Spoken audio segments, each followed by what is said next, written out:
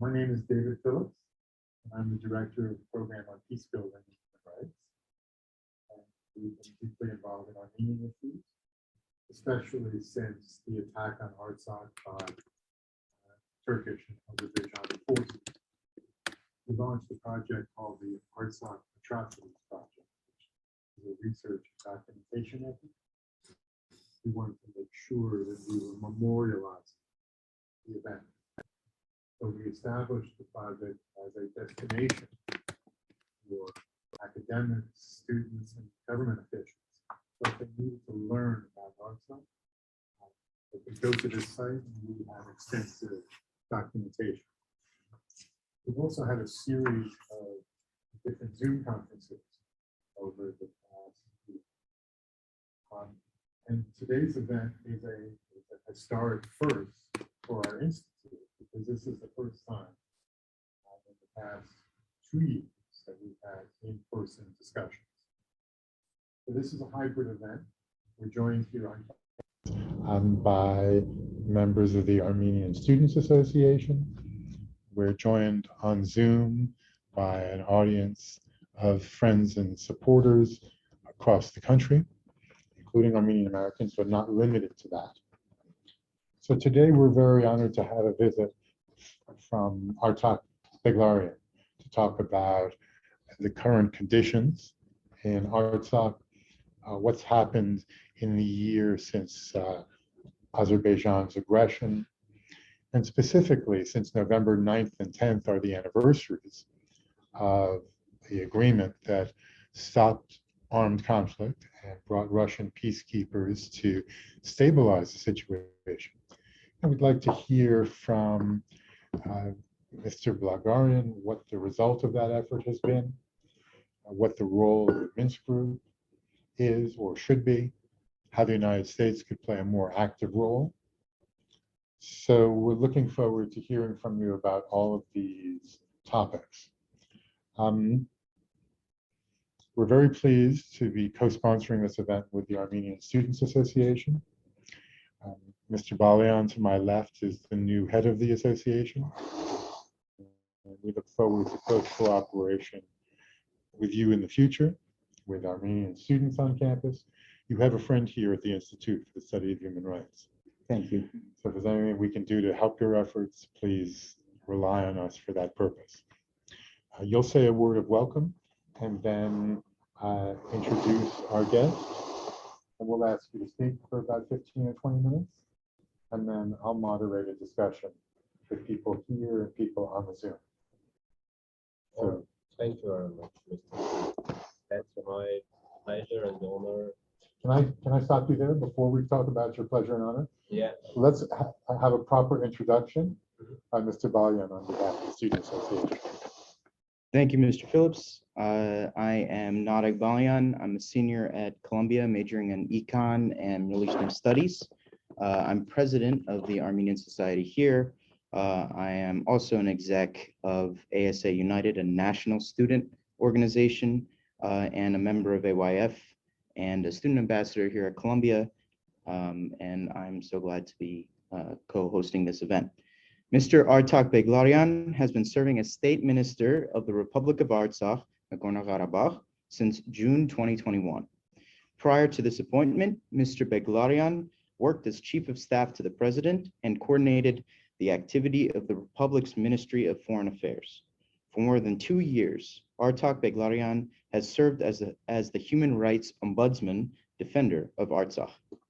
During his tenure, the Office of Ombudsman issued numerous reports on both domestic and conflict-related human rights violations, including on war crimes committed by Azerbaijan during the 2020 aggression against Artsakh. Along with his executive positions, Mr. Beglarian has been actively involved in analytical and academic activities. He has published several academic papers on democratization, political systems, conflict and security studies, Caucasus affairs, and geopolitics. Artak Beglarian also has a PhD in political science from Yerevan State University in Armenia, as well as a master's and bachelor's degree from the University College London and Yerevan State University. He studied public policy and administration at Fletcher School of Law and Diplomacy as well as attended an exchange program in business management in Greece. Mr. Beglarian was born in Stepanakert, Republic of Artsakh. He is married and has 2 children.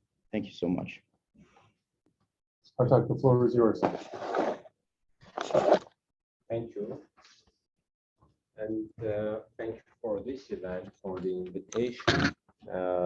It's again my pleasure and honor to take part in this event and to be with a program on peace building and human rights, which has quite important contribution for so many years to peace and human rights protection worldwide, not only in our region, but also in other corners of the world, which is quite important for us that there are such kind of institutions. And thanks, Mr. Phillips, also for your engagement and your contribution to the Artsakh human rights protection and peace. That's appreciated. All right, I will give brief overview what we have now, what we had during the war in terms of peace and human rights protection, and what we hope to have in the future. During the war, 44 days war, we had numerous war crimes by Azerbaijan and Turkey. And my office, as said, I used to be human rights defender or ombudsman. My office was making fact-finding mission and made lots of reports on the situation on the ground. And just shortly, the war crimes included both targeting civilian population and civilian infrastructure, vital infrastructure, both deliberately and indiscriminately, and using banned methods and banned weapons, targeting journalists, including international journalists, targeting objects under special protection of international humanitarian law, such as cultural monuments, cathedrals, hospitals, schools, kindergartens, etc. Recruiting and engaging mercenaries and terrorist groups in the war with banned methodologies of warfare, hate speech, systematic and organized hate speech, and many other war crimes, including torturing, beheading, executing Armenian captives, including civilians and combatants, military servicemen. By now, there are numerous crimes which are ongoing, including keeping war prisoners as hostages in Azerbaijan, keeping their fate hidden. I will come to the details later. Destroying and damaging and vandalizing Armenian and Christian cultural heritage, especially under Azerbaijani occupation, and many other crimes which are ongoing, and human rights violations which are ongoing by now, since the war. And this kind of context and this kind of environment creates the environment where we live and where we are struggling for our peace and for our human rights protection. And there are ongoing cases, international cases at European Court of Human Rights and International Court of Justice, where Armenian government, and there are lots of individual cases, are presenting all the proofs and all the evidence of such kind of war crimes and continuous crimes by Azerbaijan.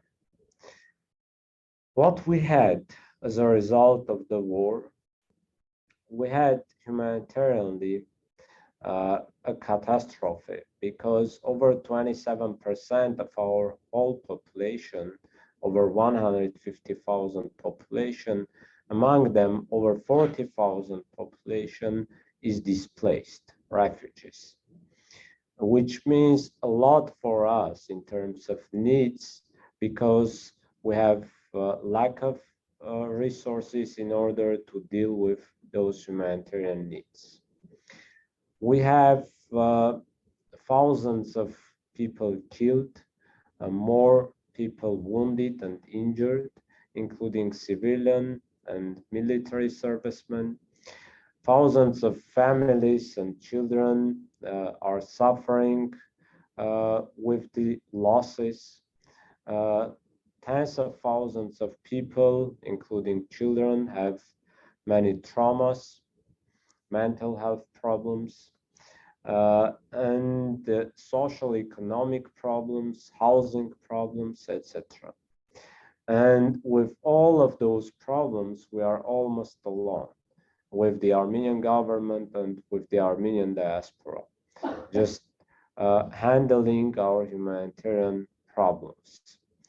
Because with this 1 year, the international isolation is continuous, even in some sense, it's even deeper than before the war.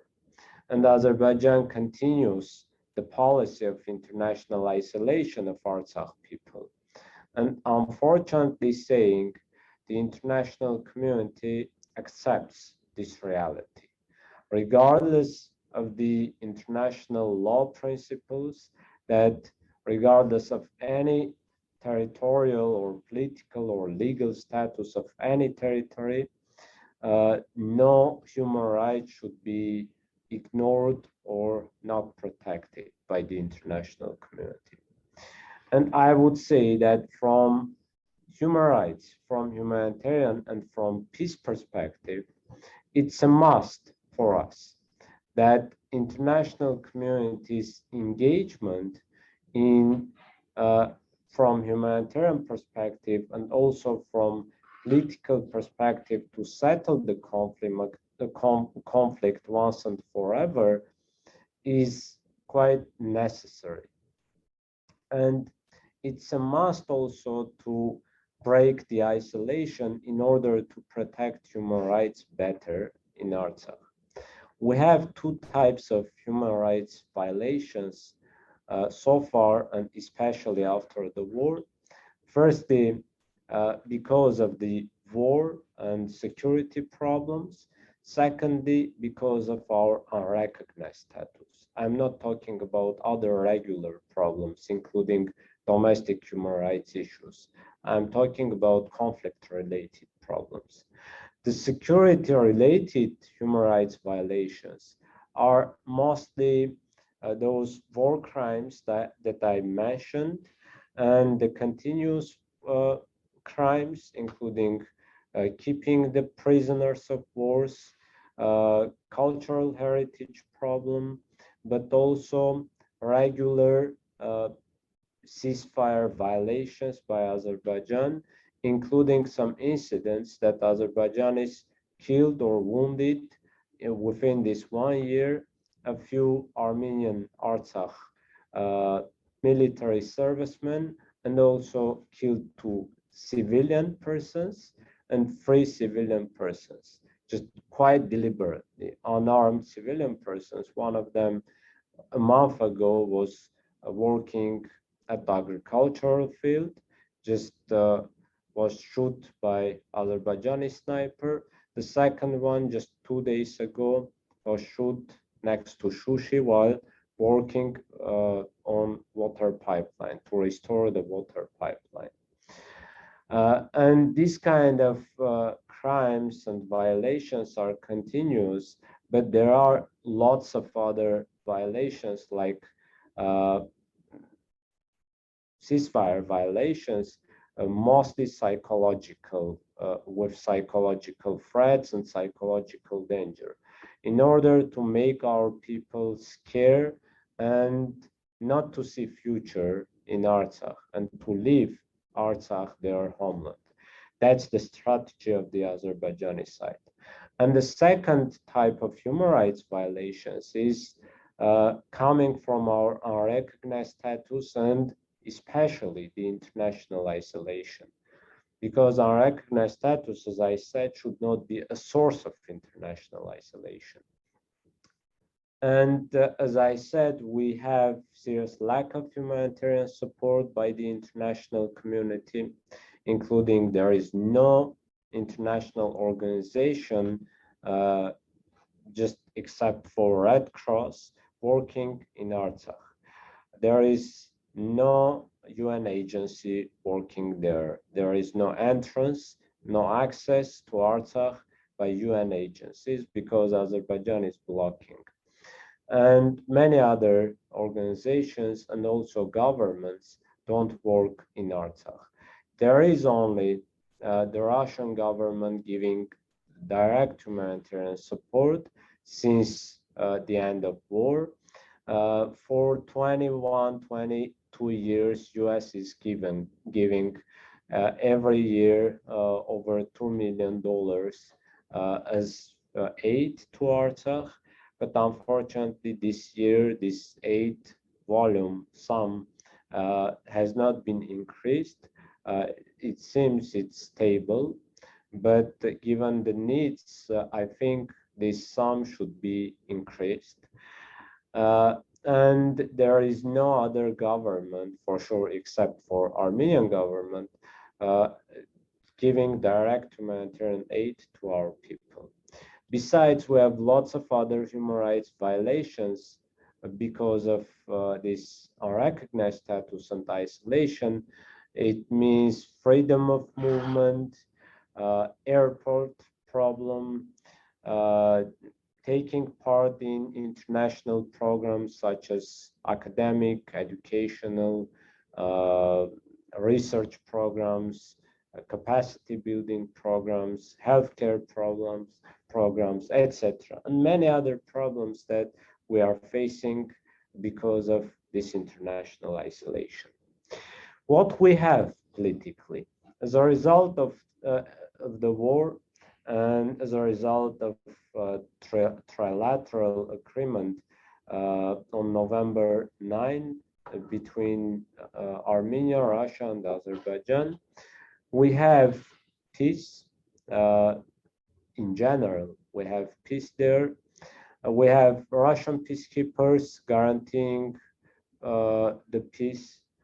And why I'm saying in general, because as I said, there are some incidents, including with casualties, but in general, the security is guaranteed by Russian peacekeepers effectively, and they are engaged also in supporting everyday life of our people next to contact line.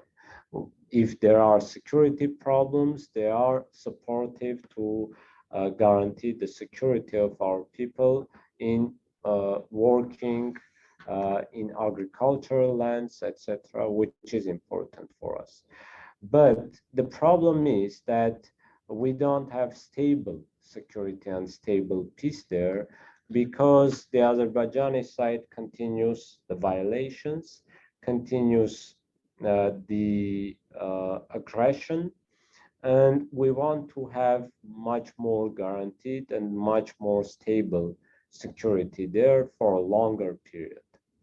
And we hope that with support of the international community, including the US and also Minsk Group co-chairman, Russia, US, and France, we would have both better security and also with political tools for sure, and also more active process to settle the conflict once and forever. Why? Because the conflict settlement will be the most important guarantee for our future, for our security. But it seems that Azerbaijan is not ready for any kind of dialogue and negotiation for conflict settlement, and they say that the conflict is over already, while the whole international community, including the co-chairman countries, say that it's not over and the status issue should be solved. We also think so, but we have some differences because we want that urgently. We want that quite quickly in order not to freeze the conflict. And we think that it will be a package, it should be a package of conflict settlement, not only giving the status, international status to Artsakh based on our right to self-determination, but also solving the humanitarian problems, giving the chance to return of our people, displaced people to their homes, solving the issue of deoccupying our occupied territories, including Shushi, Hadrut. I mean, those territories which were a part of, during the Soviet time, a part of Nagorno-Karabakh autonomous region, where we declared our independence in 1991. And many other problems which are quite important for us. And we are ready for quite civilized negotiations and peace with the Azerbaijani side. We need dialogue. We are open for dialogue with the Azerbaijani side, and we think that peace is needed for both Armenian and Azerbaijani sides too. Because personally myself, having tragedies because of the war since 90s, losing my father during the war, losing my eyesight as a result of war, I totally understand the tragedies and the consequences of the war for many families. And I don't think that we should continue this aggressive and hatred policy environment in the region, and Azerbaijan should stop this systematic policy and should be open for dialogue for the sake of its people too. And I don't want to see any people, including Armenian and Azerbaijani, to have such kind of tragedies that I had in my life. And many thousands of other children and families in Artsakh, in Armenia, and in Azerbaijan had.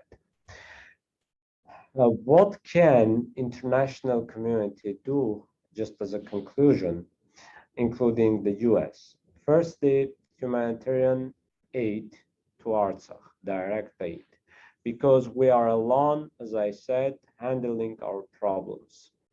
Secondly, to have international presence and international engagement of Artsakh in order to handle both humanitarian and human rights problems, and in order to give better guarantees, political guarantees for our security, because more international engagement and presence will mean more guarantees for us. Thirdly, to work hard on political settlement and to push the Azerbaijani side to accept negotiations. We are ready for negotiations based on the Madrid principles before the war, which was on the table. And we are ready to any kind of ideas to discuss and to find a good solution. But that solution should not be at the expense of our vital needs, vital rights and freedoms, and our values. Again, the conflict should be solved as soon as possible. And here, especially the co-chair countries, Russia, US, and France, have a lot to do. And I think it's possible if there is a political will by those countries and by a larger international community. That's all. Thank you, and I am ready to answer your questions. Thank you, Reza. Well, I'm going to invite students to ask questions to you, but I'll take the chairman's prerogative with the first question. What do you expect and look for from the Minsk group? You talked about direct humanitarian assistance, facilitated mediation and dialogue, culminating in international recognition of Artsakh. Can you be specific? What's the roadmap like? What do you want? First, the roadmap is to assess the problems and the new situation. And for that, there is a need to visit the region, including Artsakh. By now, within this year, Minsk Group co-chairmen have not visited Artsakh. That's a problem for us and for them too. It means they are not still quite actively engaged. And I think it seems that the Azerbaijani side is the obstacle for that process because they are unhappy with Minsk Group format and Minsk Group processes. Secondly, after assessing the needs and the situation, they need to be active and mediate in addressing the urgent needs of the people. First, the Artsakh people, because we are suffering, we are under international isolation, etc. Unlike the Azerbaijani people, which have access to the international aid, support, etc. Thirdly, to engage our people and our authorities in the process of dialogue and political discussions, because we are both the subject and the object of the conflict, and we should have full right to be engaged in negotiations and to decide our future. And having direct communication with the Minsk Group co-chairman and also with the Azerbaijani side, we would have the possibilities, we'll explore the possibilities to find better solution or the best solution to the conflict. And I think what we expect from the mediators is to be not facilitator, but mediator and somewhat arbiter in order to settle the conflict. Because given the Azerbaijani and Turkish destructive behavior in this conflict process and conflict settlement, it's quite visible that they will never accept any kind of solution, any kind of settlement just out of this situation and out of Azerbaijani position. That's why it's a must that international community here with the face of Minsk Group should be much more pushing, much more brave and arbitrary to make solutions. Otherwise, nothing is possible. And Azerbaijan will always block any kind of development process. Do you have any direct contact with your Azerbaijani counterparts, or is it all done through international facilitation? No, we don't have. There are a few contacts only for humanitarian purposes, everyday humanitarian purposes, with Russian peacekeepers mediation mostly. I mean, if there are some exploration work by our rescuers to find missing persons in battlefields, in that case, there are some few contacts, but mostly it's for humanitarian needs only. Is the prisoner of war situation being addressed? It's addressed, and mostly there is Russian mediation on that, and so far lots of prisoners of war have been returned. But now Azerbaijan officially confirmed over 45 prisoners of war in Azerbaijan. But based on our data, our intelligence, and our proofs, including video proofs, in Azerbaijan, they should have more than 100 Armenian prisoners of war, including civilians. If you want to provide to Colombia the names of the POWs, we will publicize that and call for their release. You mean the name?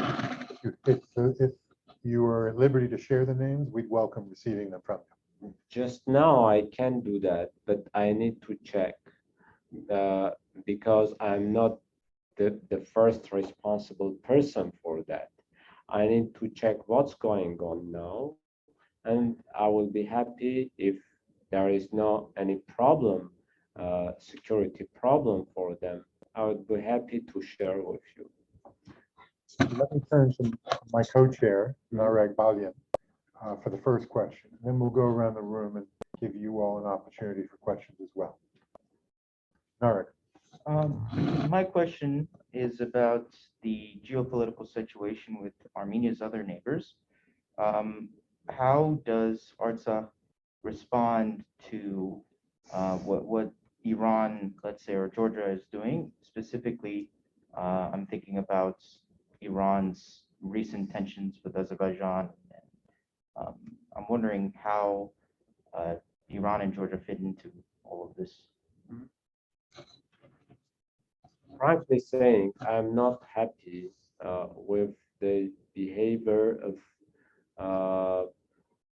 Iran and Georgia during the wartime, and I expected much more from them than they did.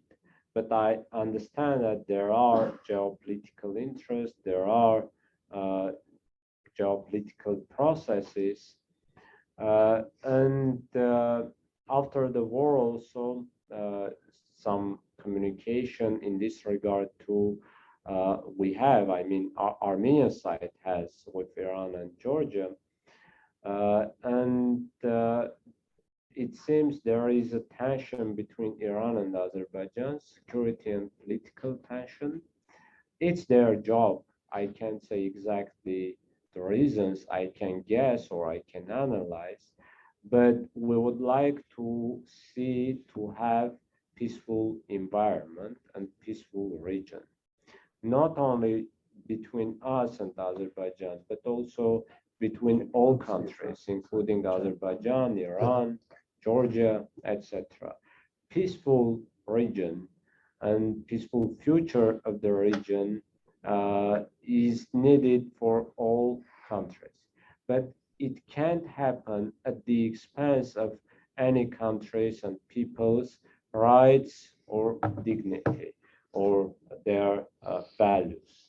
And in this sense, especially Artsakh and Armenia people have nothing in this regard to compromise in the context of their security, their needs, their rights.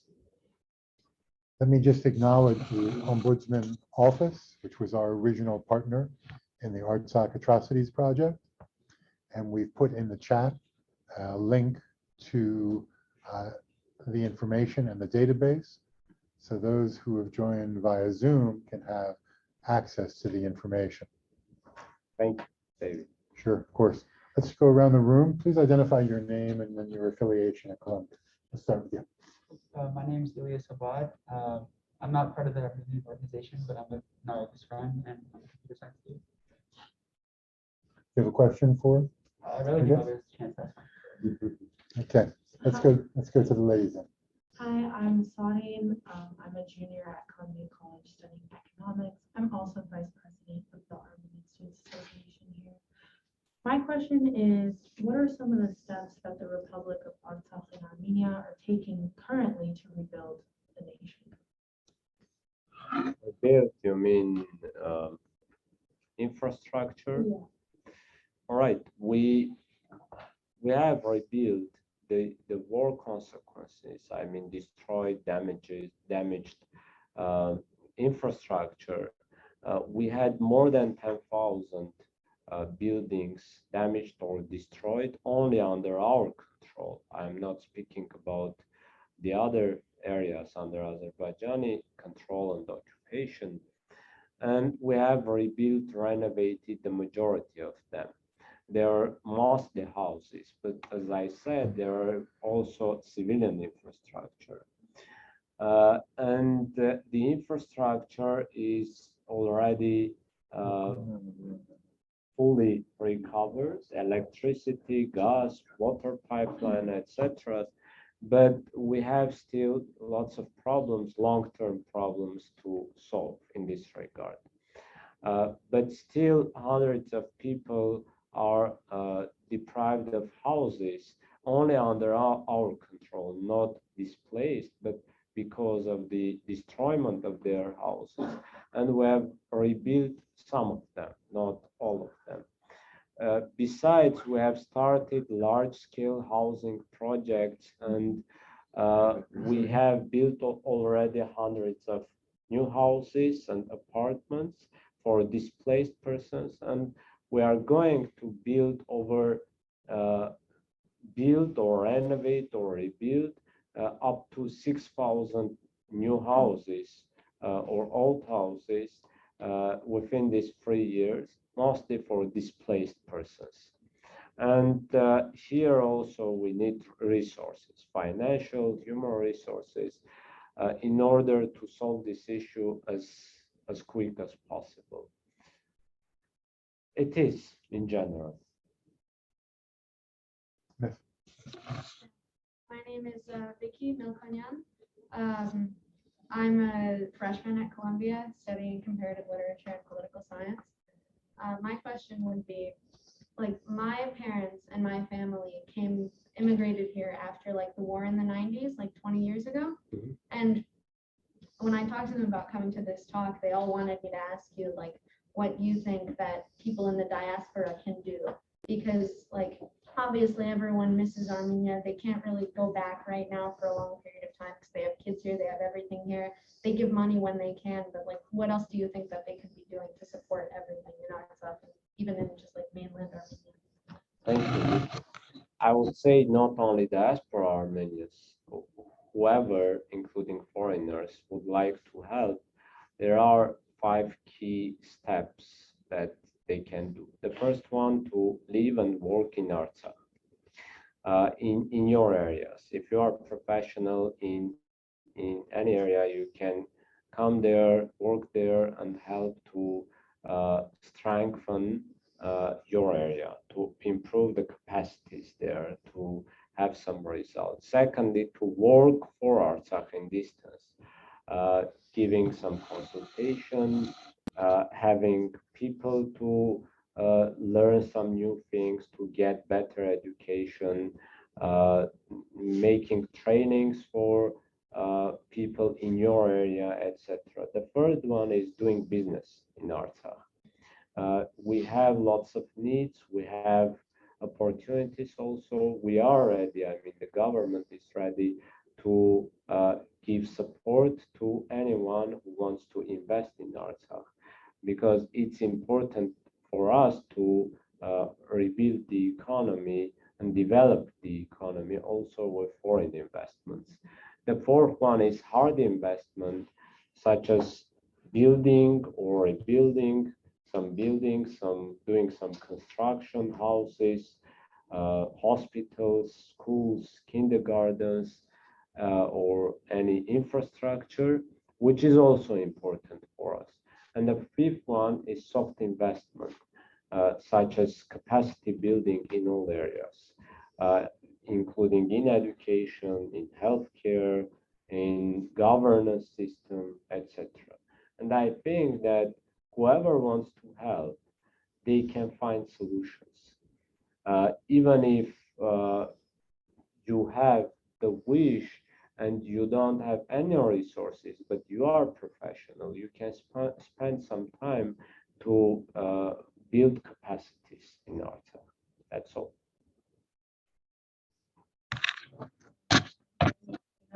I'm studying cellular molecular biology at Barnard. I'm a senior, and I just wanted to say thank you for being here and for your service to our country. And I would like to ask if you know more about or what do you think of the potential new concessions of land with mainland Armenia that are happening right now. I'm sorry, I didn't get the question. Do you know about or what you think of the potential new land concessions that are happening? From Armenia, you mean? Yes. the corridor. I don't know. Okay. Are you referring to the Zangezur corridor?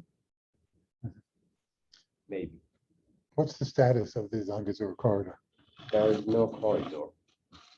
Is it proposed by Turkey and Armenia, Turkey and Azerbaijan? They openly propose, it's quite visible, and the Armenian side, the Armenian authorities say that it's impossible, and there is no such kind of communication on corridor. It seems they discuss, they negotiate only opening the communication roads just mutually, without any other territorial status, etc., which is important. I mean, opening communications is an important part for peace. But again, as I said, it cannot happen at the expense of the Armenian people, security and rights. So we recognize that communications are important, For sure. but we also know that we can't really have regional economic development as long as Armenians are blockaded. So when we think about what we want the international community to do, we want the US government to raise its voice about steps to lift the blockade, to provide direct humanitarian and reconstruction assistance so that the lives of the people can be stabilized and improved. Exactly, and that's our wish.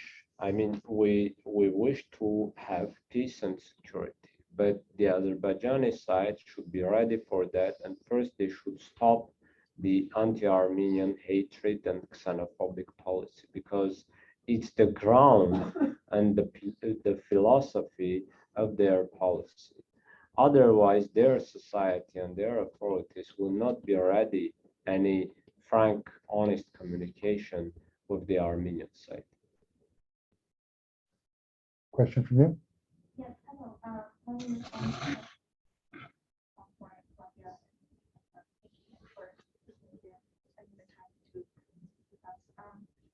My question was similar to one that was asked before, so I guess going off of it, in terms of what you guys like to do for awareness and to help, how do you think that one could combat the, I guess, lack of awareness or lack of willingness for awareness on this topic? Because I feel last year, especially in the United States, there was a strange disconnect where there were a lot of Armenians and some non-Armenians trying to spread awareness on the topic, but it was difficult to feel that the message was received acted on by others.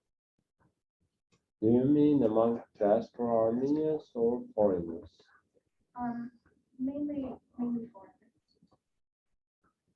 Media, some events, some opinion makers who engage in the process, but it's continuous and quite huge work to do. But also we should understand why we want to raise awareness and what are our targets, what we want to reach. And for that reason, that's why, I mean, we need strategic communication and we need strategy in order to work effectively in that regard. Let me point out here that the Armenian people are very well represented in Washington through organizations like the Armenian Assembly of America. The Assembly is a champion of the Armenian people and has done great work with members of Congress and with the Biden administration. Of course, there's always more to do, but you already have these structures in place. For sure, there are Armenian groups and organizations quite effectively and every day working hard with the American politicians, authorities, and we have quite strong presence due to those efforts, presence and support at the Congress especially. Just a few days ago, I met also in Washington, D.C. with some congressmen and discussed all the topics, all the issues, whatever we talked now here. But it seems that at the executive body, still we need some additional support or understanding of the needs and of the future of the whole region. And we expect that the US government will be much more engaged in topics, whatever I mentioned, political, humanitarian, international presence, etc. By the way, David, I'm happy to be the first one breaking your isolation within 2 years. And hopefully you will be the first one breaking our isolation. If that's an invitation, I accept. All right. Well, we have some guests that have joined via Zoom. So before we conclude, let me call on Vahan Aladani with a question. Vahan?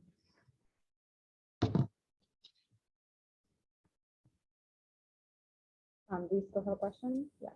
I guess I had to unmute. Sorry about that.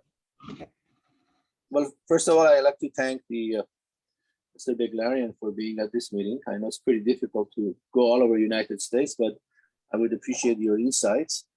And again, I think one of the biggest problems that we have in learning more about what is happening in Artsakh and in Armenia is the fact that the Armenian government and Artsakh government doesn't have the proper channels of media to be able to really educate the 7 million diaspora. And I think there's small pockets of individuals here and there who basically are aware of the situation, but majority of people who live in diaspora today are completely, I would say, unaware of the details. So there's a lot of hearsay and a lot of wrong information that basically spreads among our communities here. So what I would suggest is to the Armenian government specifically and the Artsakh government to have better media outlets or venues to be able to really educate the 7 million strong diaspora. I'm not sure how the Artsakh government approaches the population in Artsakh as far as the day-to-day or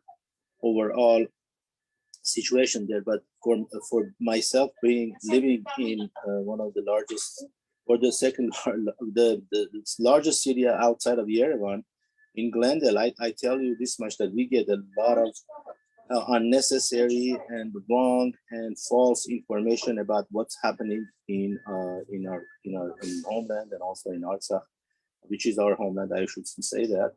But I would love to see one day Artsakh joining Armenia and being part of Armenia, historic Armenia.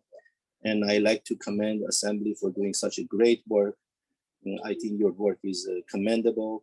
Wish you the best and keep up the good work. And thank you very much.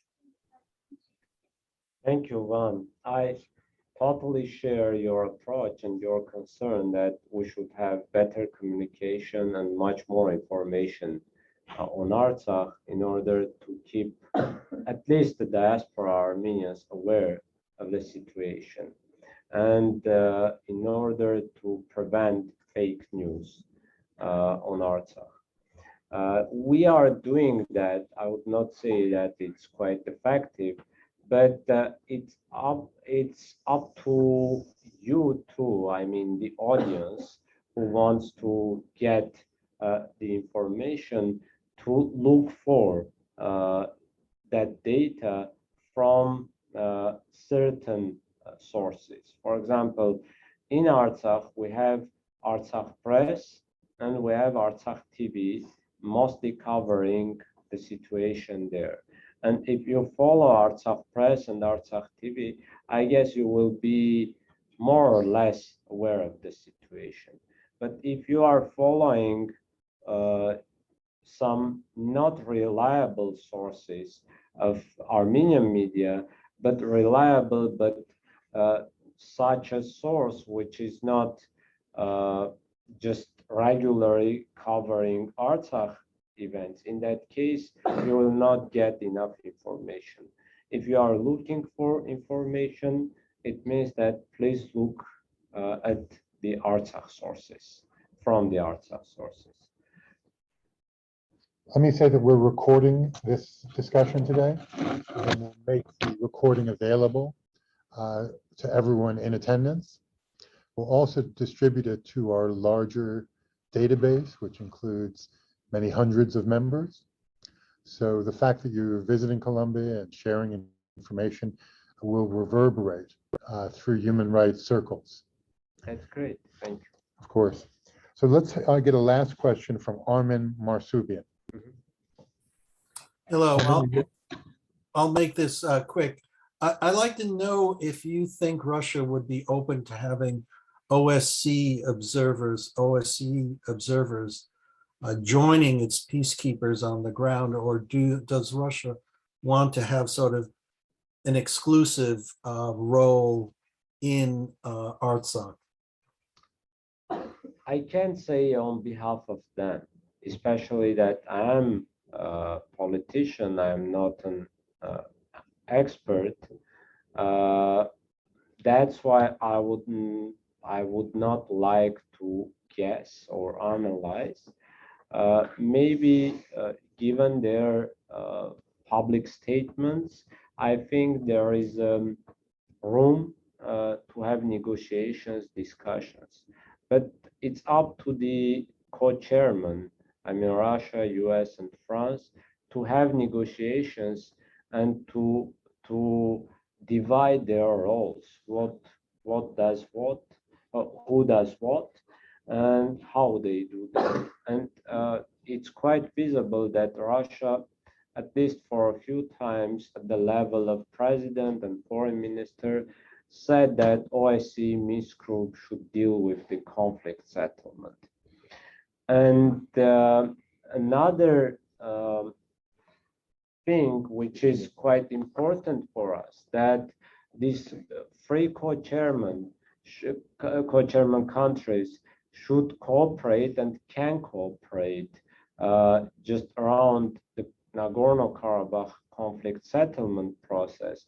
And before the war, they're always said by international experts that Karabakh conflict is one of the unique areas where Russia and the West are cooperating, and they have common interests there.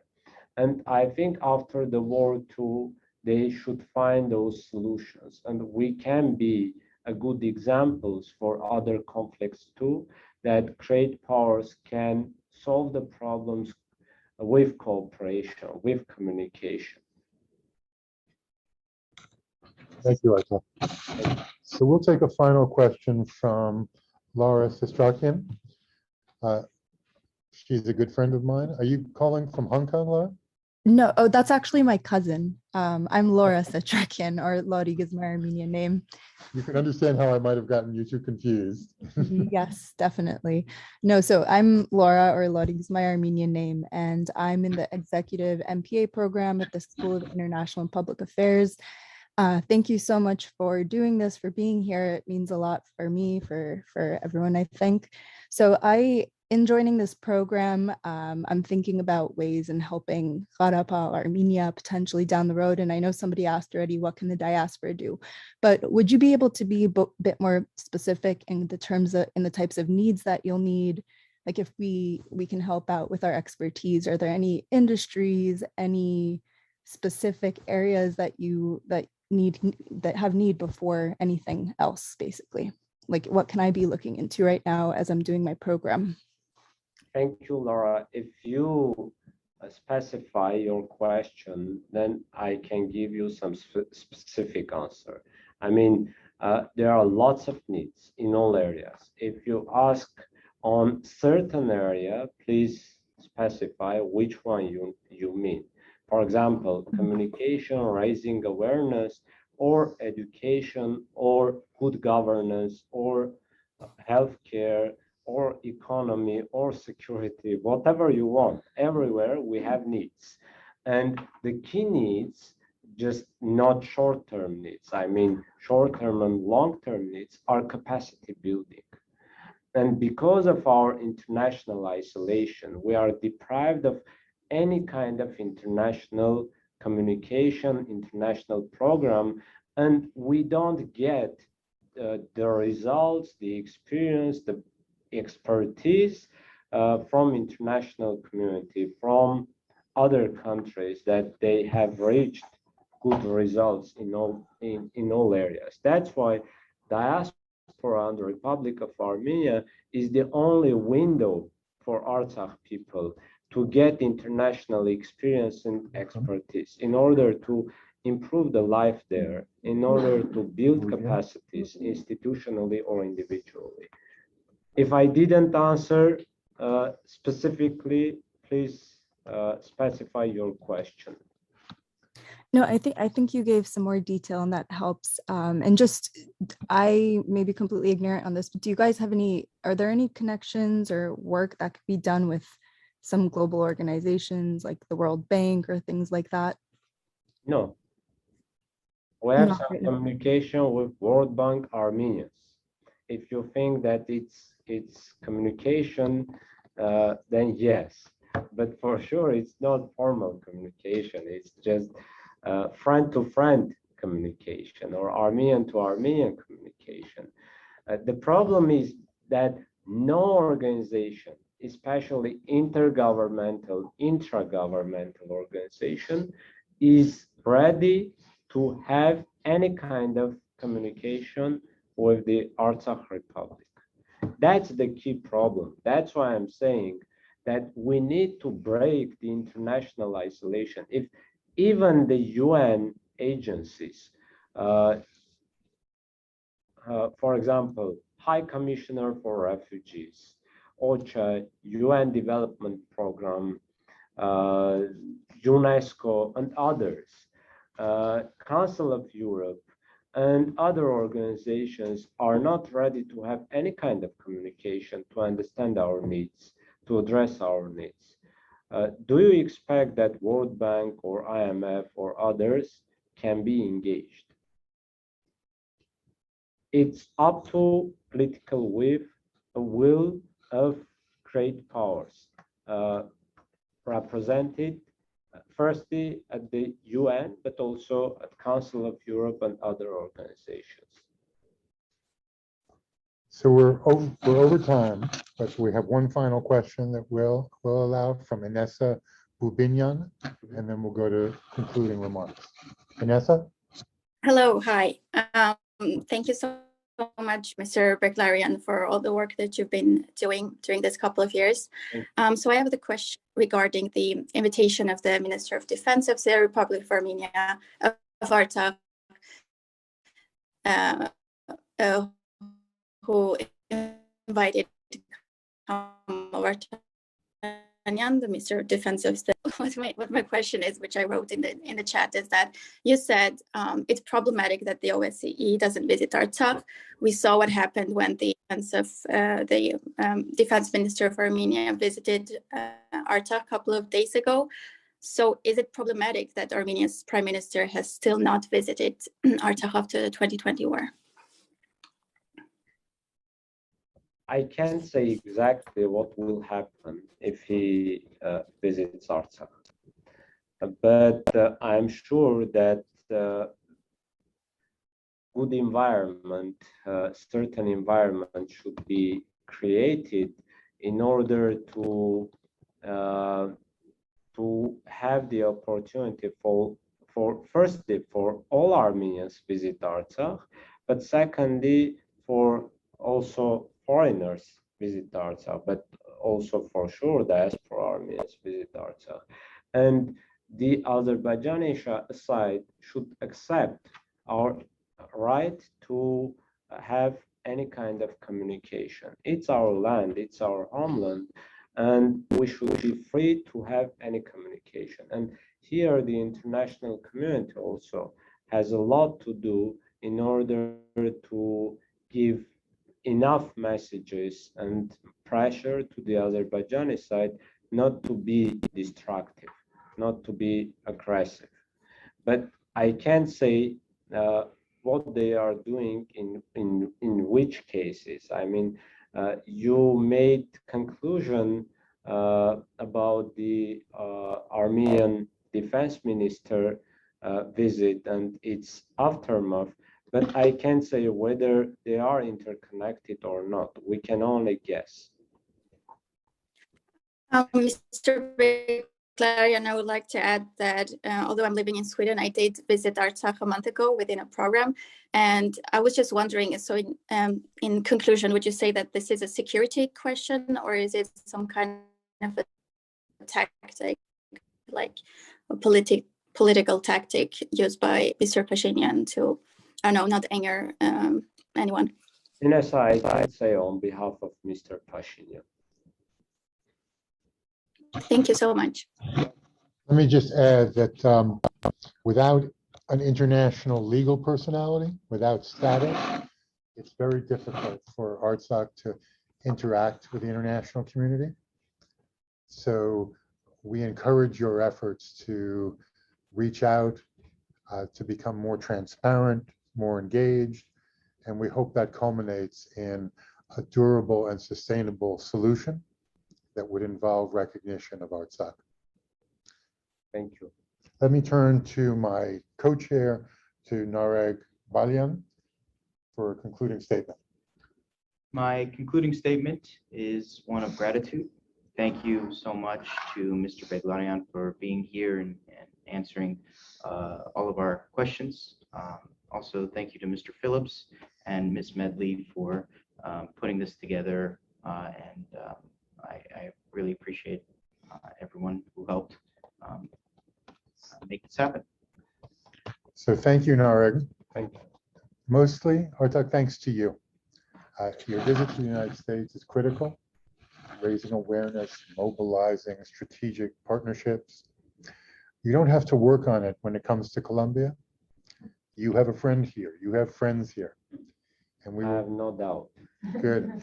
Well, let me reassure you further that whenever you need to amplify your message, if you ever have any written reports or statements, that you can rely on us as your friend and partner.